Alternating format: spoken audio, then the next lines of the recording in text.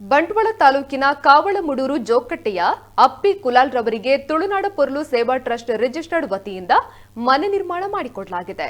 ತುಳುನಾಡ ಪೊರ್ಲು ನಾಮಾಂಕಿತ ಮನೆ, ಕಟೀಲು ಶ್ರೀ ದುರ್ಗಾ ಪರಮೇಶ್ವರಿ ತಾಯಿಯ ಫೋಟೋ ಮತ್ತು ಬೀಗದ ಕೀಯನ್ನ ಟ್ರಸ್ಟ್ನ ಪದಾಧಿಕಾರಿಗಳು ಹಾಗೂ ಸದಸ್ಯರ ಉಪಸ್ಥಿತಿಯಲ್ಲಿ ಮನೆ ಮಂದಿಗೆ ಹಸ್ತಾಂತರಿಸಲಾಯಿತು.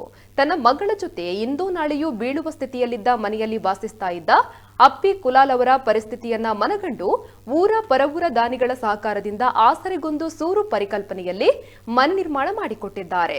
ಕಳೆದ 5 ವರ್ಷದ ಹಿಂದೆ ಹುಟ್ಟಿಕೊಂಡ ತುಳುನಾಡ ಪೊರ್ಲು ಸೇವಾ ಟ್ರಸ್ಟ್ ರಿಜಿಸ್ಟರ್ಡ್ ಸಂಸ್ಥೆ ಸುಮಾರು 400ಕ್ಕೂ ಅಧಿಕ ಕುಟುಂಬಕ್ಕೆ 45ಕ್ಕೂ ಹೆಚ್ಚು ನೆರವು ನೀಡುವ ಮೂಲಕ ಅಶಕ್ತರ ಪಾಲಿಗೆ ನಂದಾದೀಪವಾಗಿದೆ. ಇನ್ನು ಮನೆ ಹಸ್ತಾಂತರ ಕಾರ್ಯಕ್ರಮದಲ್ಲಿ ಊರಿನ ನಾಗರಿಕರು, ದಾನಿಗಳು ಹಾಗೂ ಟ್ರಸ್ಟ್ನ ಸದಸ್ಯರು ಉಪಸ್ಥಿತರಿದ್ದರು.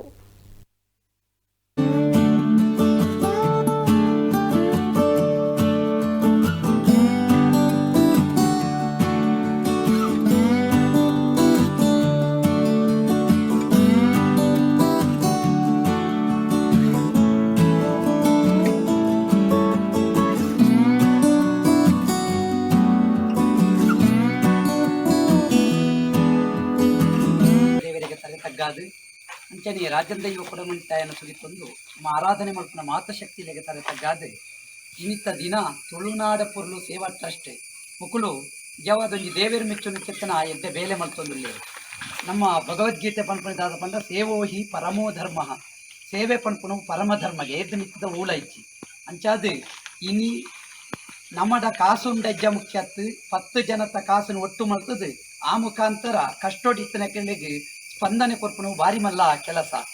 ಒಂಜಿ ಸರ್ತಿ ಒಂಜಿ ಮದರ್ ತೆರೆಸನ ಉದಾಹರಣೆ ನಂಗೆ ನೆನಪಾವೊಂದುಂಡು.